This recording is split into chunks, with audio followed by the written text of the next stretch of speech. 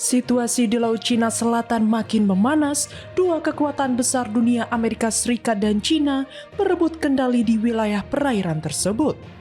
Laut Cina Selatan menyumbang sepertiga dari perdagangan maritim global. Informasi lainnya, Sekretaris Jenderal Hizbullah Lebanon Naim Qasim menyatakan bahwa partainya tidak akan menyerahkan senjata selama Israel masih ada. Qasim menyampaikan pernyataan tersebut dalam pidato pada peringatan 40 hari kematian Imam Hussein di kota Baalbek, Lebanon Timur.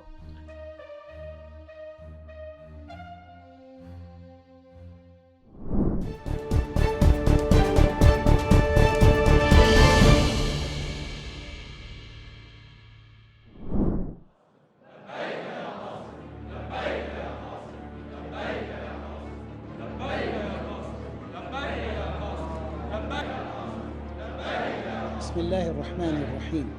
Sekretaris Jenderal Hizbullah Lebanon Naim Qasim menyatakan bahwa partainya tidak akan menyerahkan senjata selama Israel masih ada.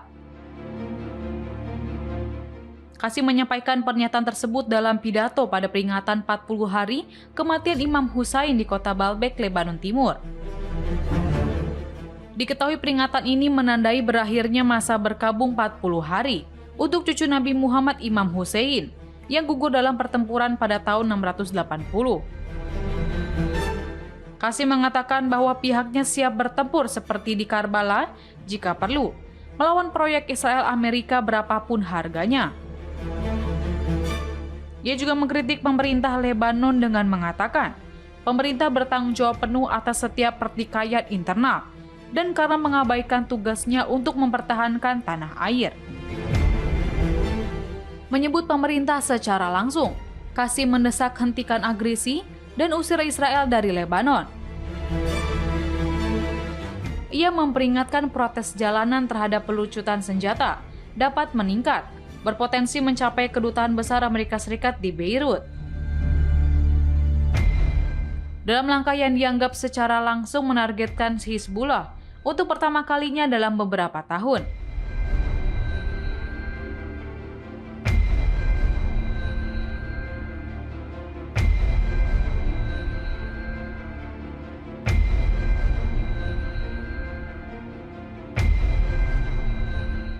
Lalu Kabinet Lebanon pekan lalu menugaskan militer menyusun rencana pelucutan senjata penuh dan mendukung tujuan proposal yang didukung Amerika Serikat yang menyerukan kendali eksklusif negara atas semua senjata di seluruh negeri.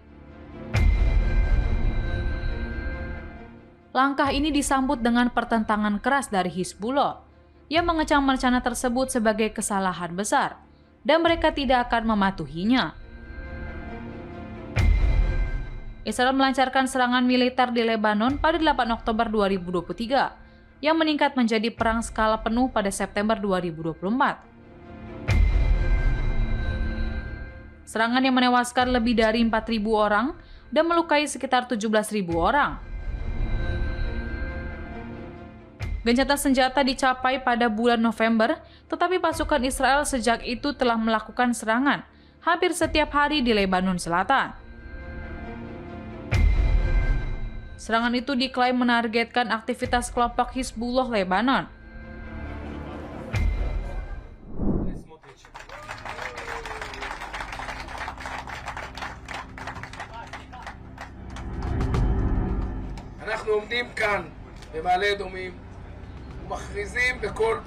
Menteri Keuangan Israel Bezalel Smotrich mengungkap rencana perluasan pemukiman di tepi barat yang diduduki Israel pada hari Kamis 14 Agustus 2025. Ekspansi pemukiman akan semakin menggerogoti wilayah Palestina dan dipandang sebagai batu sandungan terbesar bagi kedaulatan Palestina. Pendudukan Israel di tepi barat telah berlangsung sejak tahun 1967. Smotrich mengisyaratkan ekspansi juga diniatkan untuk mencegah lebih banyak negara mengakui kedaulatan Palestina. Pengumuman tersebut datang bersamaan dengan rencana Prancis, Inggris, dan Kanada untuk secara formal mengakui kedaulatan Palestina pada sidang umum PBB di bulan September mendatang. Smotrich yang juga pemimpin Partai Religius Zionism mengancam akan menegaskan kedaulatan penuh Israel di semua wilayah Yudea dan Samaria. Jika Prancis, Inggris, dan Kanada melanjutkan rencana pengakuan mereka atas negara Palestina. Istilah Yudea dan Samaria sering digunakan Israel merujuk wilayah tepi barat yang diduduki.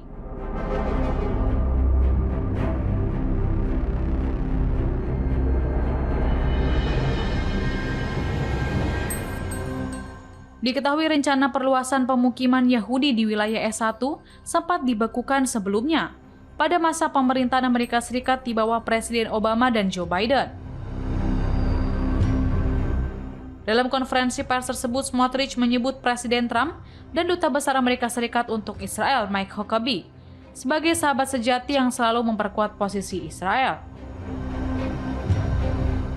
Namun, juru bicara Departemen Luar Negeri Amerika Serikat mengelak memberikan tanggapan terkait ekspansi pemukim dan hanya mengatakan bahwa tepi barat yang stabil ikut menjaga keamanan Israel dan sejalan dengan hal tersebut perdamaian di kawasan dapat tercapai.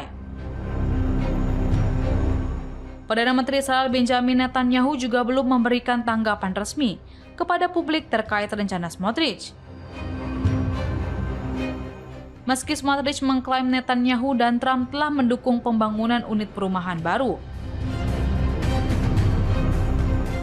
Menanggapi rencana jahat itu, juru bicara PBB mendesak Israel untuk membatalkan rencana ekspansi pemukiman karena akan mengakhiri prospek solusi dua negara. PBB kembali menegaskan bahwa pemukiman Israel di tepi barat bertentangan dengan hukum internasional.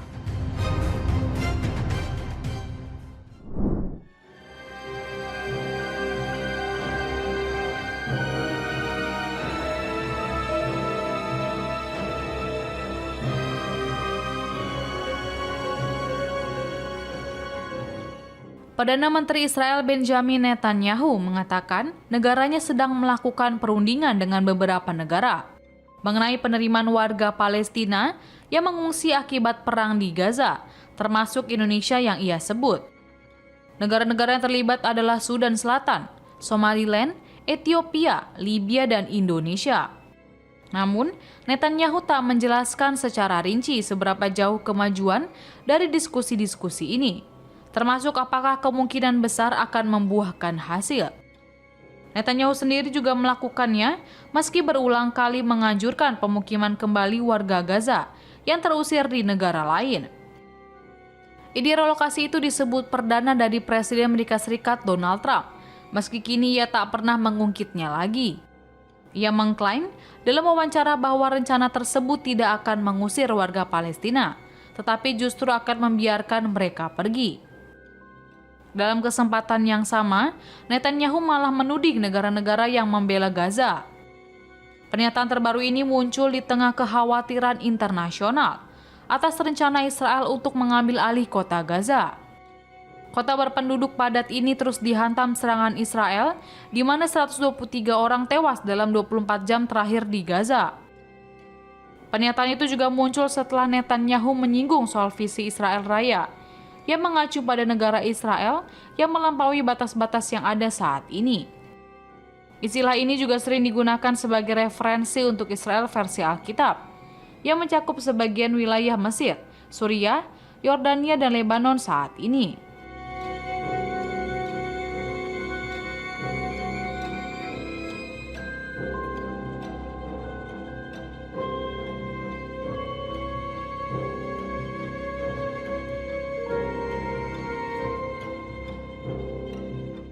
Menanggapi soal isu evakuasi warga Gaza, Menteri Luar Negeri Attomelu Sugiono membantah ada negosiasi dengan Israel.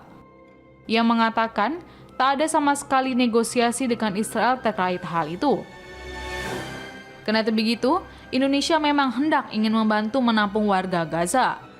Tujuannya untuk menyembuhkan warga Gaza yang menjadi korban perang dan sekarang masih berada di tahap awal.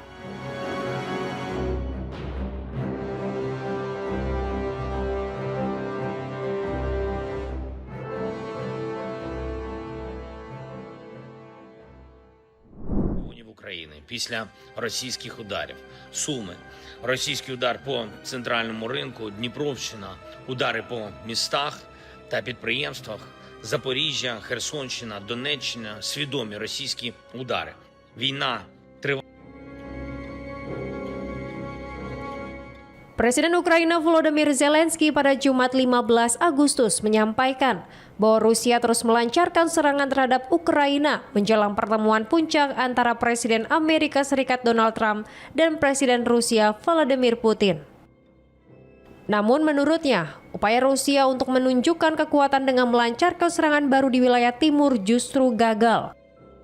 Melalui aplikasi perpesanan Telegram, Zelensky menegaskan bahwa pada hari perundingan pun Rusia tetap melakukan serangan yang menewaskan warga sipil.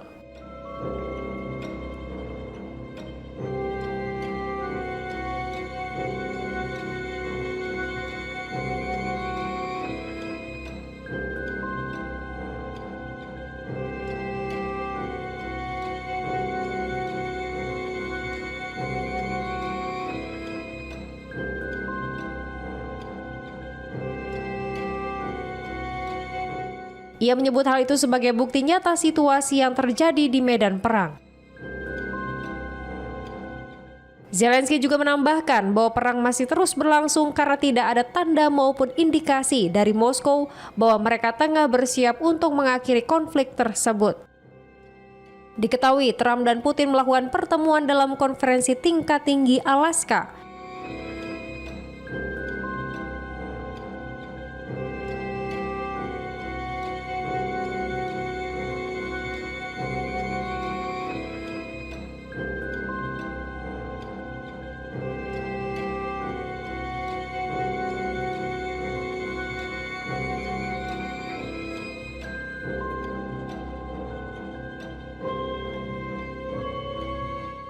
Sementara itu, Presiden Ukraina Volodymyr Zelensky yang tidak diundang dalam pembicaraan tersebut bersama sekutu-sekutu Eropanya mengungkapkan kekhawatiran bahwa Trump mungkin akan mengkhianati Ukraina. Kekhawatiran itu muncul karena ada kemungkinan Trump membekukan konflik dengan Rusia dan meskipun hanya secara informal mengakui kendali Rusia atas 1/5 wilayah Ukraina.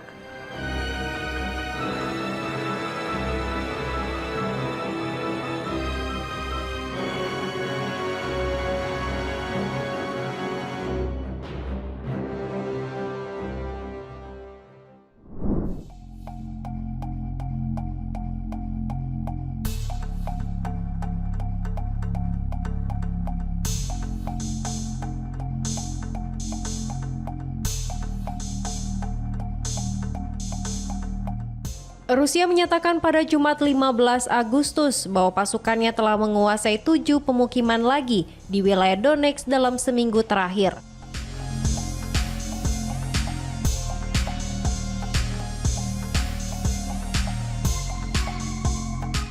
Sementara Ukraina melaporkan pada hari yang sama bahwa mereka melancarkan serangan terhadap beberapa target utama Rusia.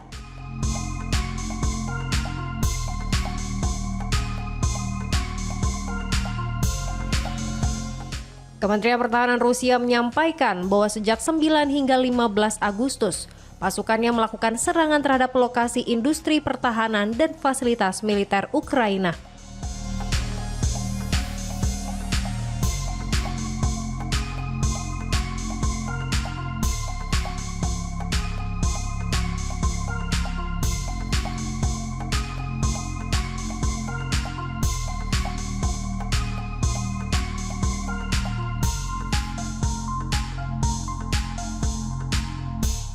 Menurut kementerian, selama periode tersebut, sistem pertahanan udara Rusia menembak jatuh 1 jet tempur Su-27 Ukraina, mencegat 27 bom udara berpemandu, serta menghancurkan lebih dari 2.100 pesawat tak berawak sayap tetap.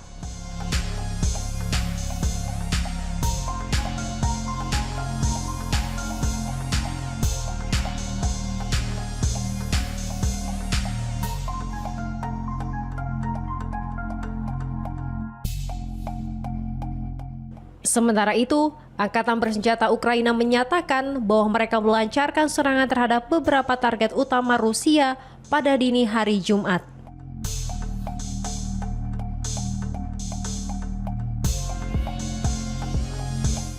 Target-target tersebut antara lain adalah kilang minyak Syzran di wilayah Samara, Rusia.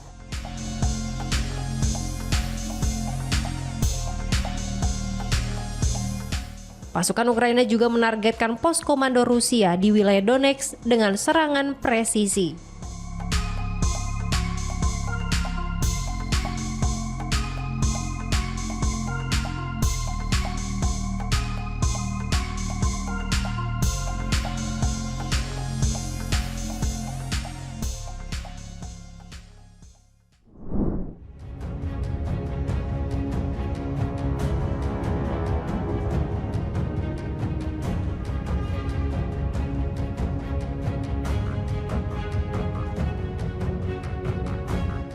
Situasi di Laut Cina Selatan makin memanas. Dua kekuatan besar dunia, Amerika Serikat dan Cina, berebut kendali di wilayah perairan tersebut.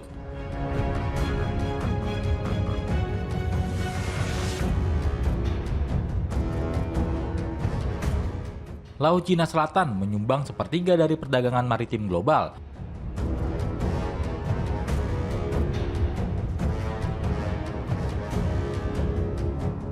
Menurut perkiraan, 80% impor energi Tiongkok dan 40% dari total perdagangan Tiongkok melewati Laut Cina Selatan yang disengketakan.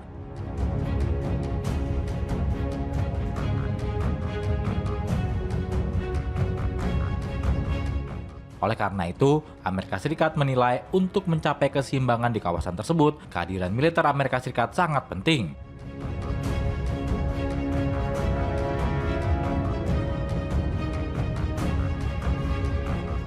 Sengketa Laut Cina Selatan ini berkutat pada tumpang tindih klaim atas wilayah laut strategis.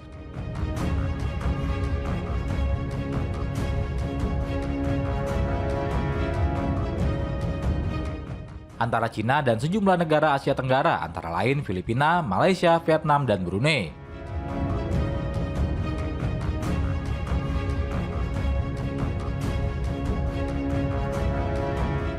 Cina mengklaim hak historis atas 10 dash line, wilayah perairan dalam garis-garis membentuk huruf U di hampir 90% wilayah perairan tersebut dan mencakup zona ekonomi eksklusif atau ZEE, negara-negara Asia Tenggara di atas.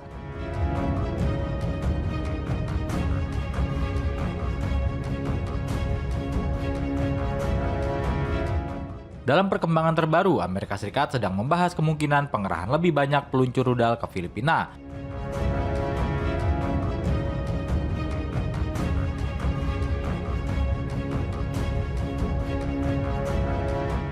Untuk membendung agresi Tiongkok di Laut Cina Selatan yang disengketakan.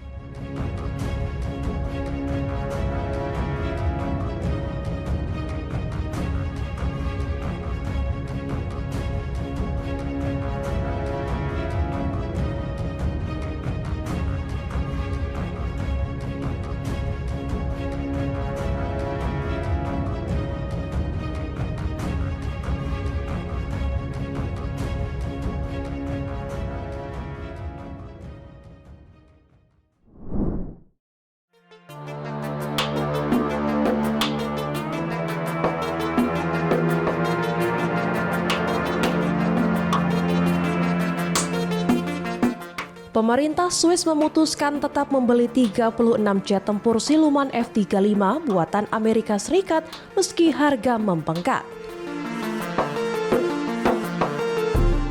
Awalnya kesepakatan pembelian senilai 120 triliun rupiah telah ditandatangani pada 2022. Namun, harga kini melonjak menjadi sekitar 116 triliun rupiah hingga 129 triliun rupiah akibat Swiss gagal mengamankan harga tetap.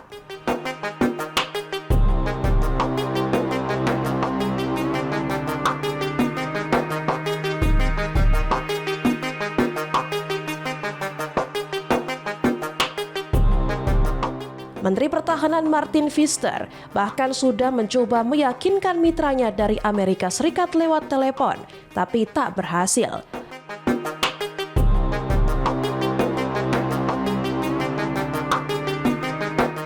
Akibatnya, biaya tambahan yang harus ditanggung mencapai 13 triliun hingga 26 triliun rupiah.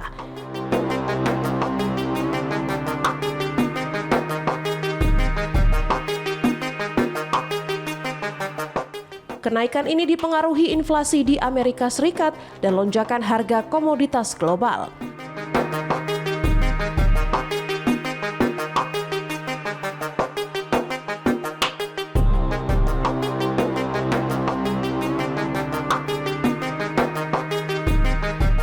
Meski dikritik, Dewan Federal menegaskan pengadaan tetap berjalan tanpa pembatalan.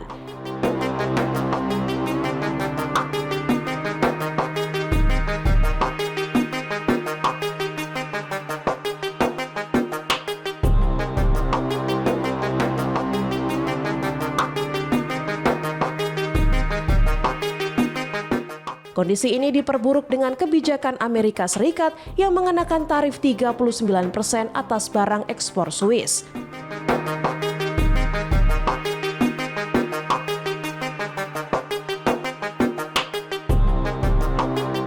Sejumlah partai politik kemudian mendorong agar pemerintah mempertimbangkan jet tempur buatan Eropa.